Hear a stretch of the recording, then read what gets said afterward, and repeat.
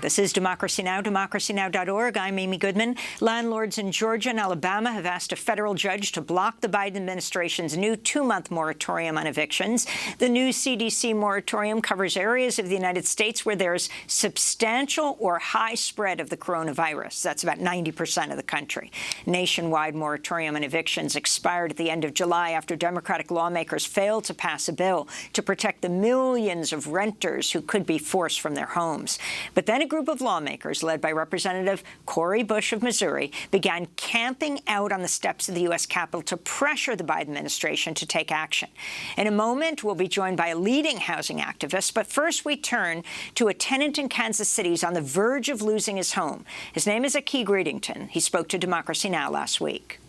I'm at risk for eviction because my landlord is essentially just 1 month behind on rent.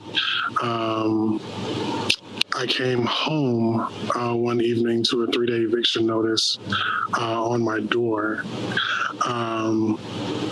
which I later found out isn't really the process for how evictions go. So I really felt like my landlord was trying to intimidate me or like harass me because not only was there the 3-day eviction notice on my door, but there was also notice of non-renewal. So my lease ends September 30th. So whether I get the funds or not, I still have to be out of here. I ended up behind not only with rent, but utilities and, I mean, really just kind of life in general, just through mental health surrounding the pandemic. I struggle with depression and anxiety as it is.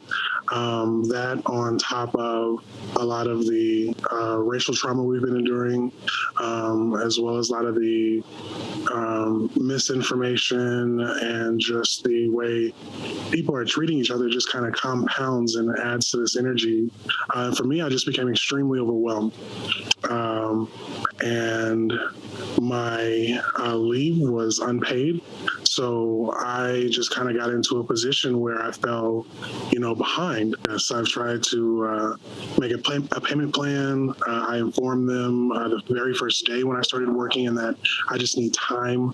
None of those things really made a difference. And it was very frustrating for myself to be someone that, aside from my leave that I took, I'm someone that works full time. I'm someone that pays my rent on time every month. And the first time I have any sort of an issue at a time when the world is dealing with something unprecedented, it just made zero sense to me, like very unempathetic, that you can only be concerned about money at this time. It's definitely a high anxiety moment because I don't have a mom and dad that I can call to, go stay with or ask for money or anything like that. I actually have my dad's ashes, and one of my big concerns is, if I get kicked out on the street, like, what am I going to do with my dad's ashes? And I think those are things that these landlords don't think about when they make these decisions from these boardrooms, is the real effect that it has on people. That's KC Tenants speaking to Democracy Now! From Kansas City about his fight to stay in his home. He says he doesn't have a father or mother to just go live in their house. In fact, he has his father's ashes with him. We're joined now by Tara Raghuveer, director of KC Tenants, which is a grassroots tenant-led organization in Kansas City, Missouri, which is also the Homes Guarantee campaign director at People's Action. We thank you so much for being with us. Let's continue with KC, to use him as an example to understand what's happening right now. We just reported that the Biden administration, under enormous pressure, led by a formerly unhoused person, now Congress member Cori Bush, and Ilhan Omar of Minneapolis, and Ayanna Pressley of Boston, slept out on the Capitol steps to protest the lack of extension of a rent moratorium. So they got that extension ultimately, but it's not for the entire country. And what does it mean in Aki's case? How is this playing out on the ground for millions of people, Tara? Well, Amy, thank you so much for having me back. And you're absolutely right to give kudos to Representative Cori Bush and Representative Ilhan Omar. I want to start there because I think what they demonstrated through their actions on Friday and through the weekend is that more often than not, when someone in power tells you that something is impossible, they're lying to you, right? And these congresswomen, empowered by and driven by their own direct experience, that's not dissimilar to Aki's, took the action that they needed to take in order to fight for millions of renters across the country. So kudos is owed to them. And this latest action by the administration is just a Band-Aid over a bullet wound. This is a very small step. It's the bare minimum. And for many tenants, including Aki, this will actually not offer the protections that are needed to keep them in their homes. Aki tells us in his story that he's at risk of eviction, but currently his landlord has just threatened him with legal action. That means that he's putting notices on the door and harassing Aki to tell him to get out. He's actually not even using the formal eviction process. And we see this so often that tenants are displaced even outside of the court's purview. And then the other thing that Aki tells us is that his lease is just not going to be renewed, right? So his landlord will be able to get around this eviction moratorium by, instead of evicting him for back owed rent, which is what's protected at the federal level, evicting him for possession of the property. And that eviction is actually not banned by this eviction moratorium. And therefore, Aki is one of millions of tenants who will be evicted because their landlords will unfortunately exploit this loophole. What's happened to the billions of dollars under COVID relief that were allocated to deal with these crises? To put it bluntly, rental assistance has been a disaster, and the tenant movement knew that it would be, right? Last March 2020, we were calling for rent and mortgage cancellation, and we worked very closely with Representative Ilhan Omar and her team to introduce that legislation to Congress. That would have been automatic, and it would have been universal. Rent and mortgage cancellation would have canceled all rent payments. It would have made the rent, back owed rent, uncollectible and unevictable. And then landlords could apply directly for the relief that they needed that would be conditioned on a set of tenant protections. Now, instead of any of that, we have a bureaucratic, non-automatic, means-tested program in rental assistance, and the money is not getting to the tenants who need it. Not only is it a major bailout for the industry, a lot of governors like ours in Missouri are just sitting on money. Our governor, Mike Parson, is sitting on $250 million that are not getting to tenants who need it across his state. Our city in Kansas City has closed down their rental assistance applications, even though they are sitting on the second round of the emergency rental assistance money from the federal government. And at this point, a lot of tenants, of course, are facing eviction before they've ever had a chance to access that funding to stay in their homes. But why can't you get that freed up? How can they be closing? How can they not be giving it out? I wish I had the answers for you, Amy. We've been asking everyone who will talk to us, but unfortunately, when policy is made in this way, when the federal government is handing money down to states and localities, that money becomes political really quickly, right? We saw that money get held up at the state level, at the county level, and at the city level as people played political games with other people's lives, right? And unfortunately, now it's too little too late for a lot of the tenants who were most at risk or most urgently at risk. They will be displaced, or they've already been displaced before they can ever access those funds. So let's be clear that the moratorium on evicting renters actually began under Trump, and then Biden re-extended it. And now, only because of enormous pressure, has come up with a kind of new one. So given that it was established under the former president who is a developer, what do you see? Who does it actually protect?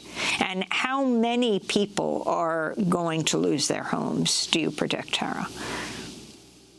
The timing of the Trump moratorium is notable. Trump, the developer-in-chief, right before his reelection, which was ultimately unsuccessful, issued this federal moratorium. It was September 2020, and it was, crumbs that he was throwing at poor and working class people to try to win some votes, right? It was a political move. The policy was never well written. From the beginning, it was extremely flawed. It was not written in a way that was actually going to keep the majority of poor and working class tenants in their homes. It only protects against evictions on the basis of rent, meaning that landlords from the beginning have been able to exploit those loopholes and start evicting people for other reasons, lease violations, for the possession of property, just not renewing leases as a way of getting people out. Also, this policy was never automatic. So it didn't just ban evictions. It said, here's a form that tenants have to fill out to apply for protection. But that requires the tenant to know that this protection exists. So tenant organizations like ours worked overtime to make sure that the information on the moratorium got out to people. And still, there are a lot of people who never got that information. Fundamentally, the Trump order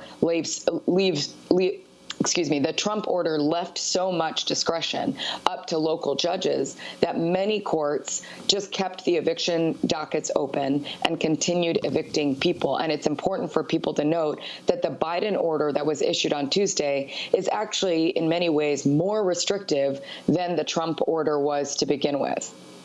Meaning, what does it leave out?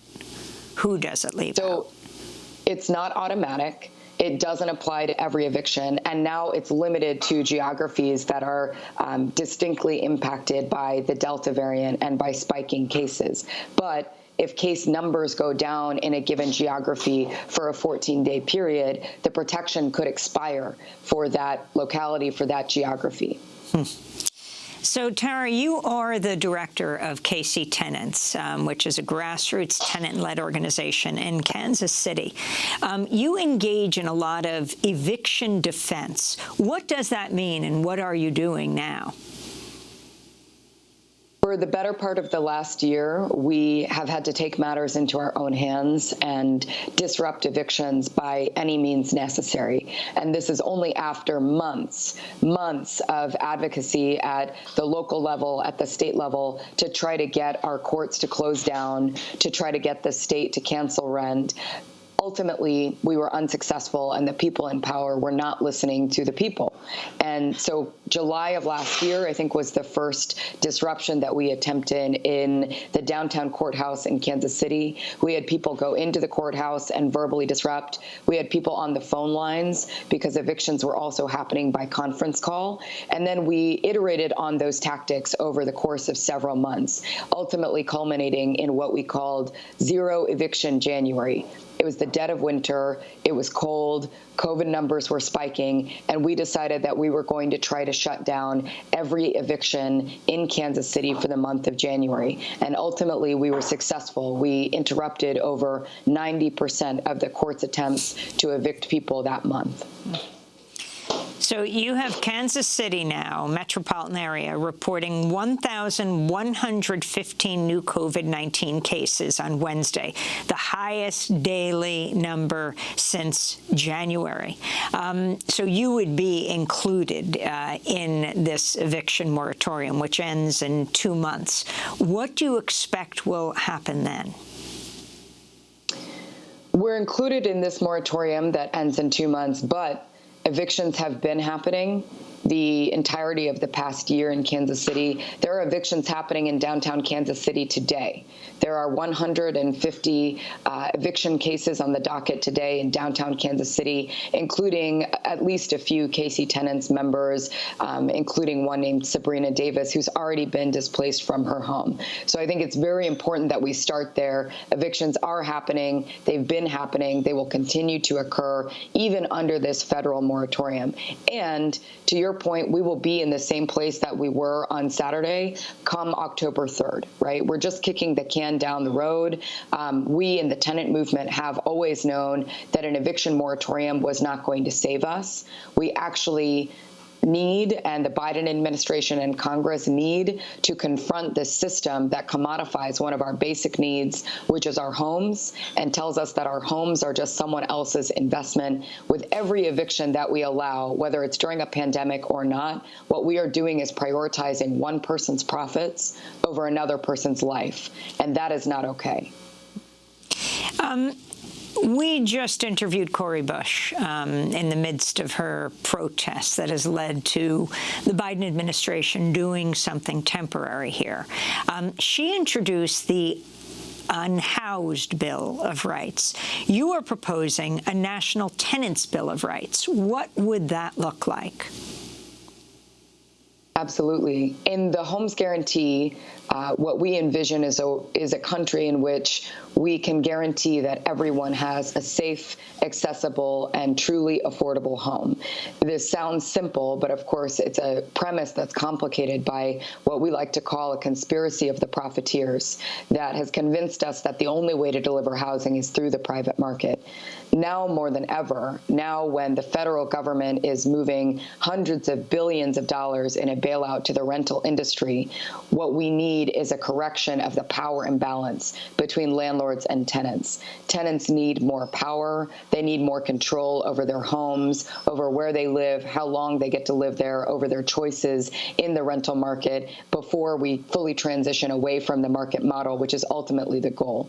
So we in the Homes Guarantee campaign have envisioned a National Tenants Bill of Rights. But importantly, actually, before we go to talk to anyone in D.C., even our closest champions, what we know that we need to do is build the power in the field to win a National Tenants Bill of Rights. We actually can't exist in the realm of message bills anymore. It's not going to cut it.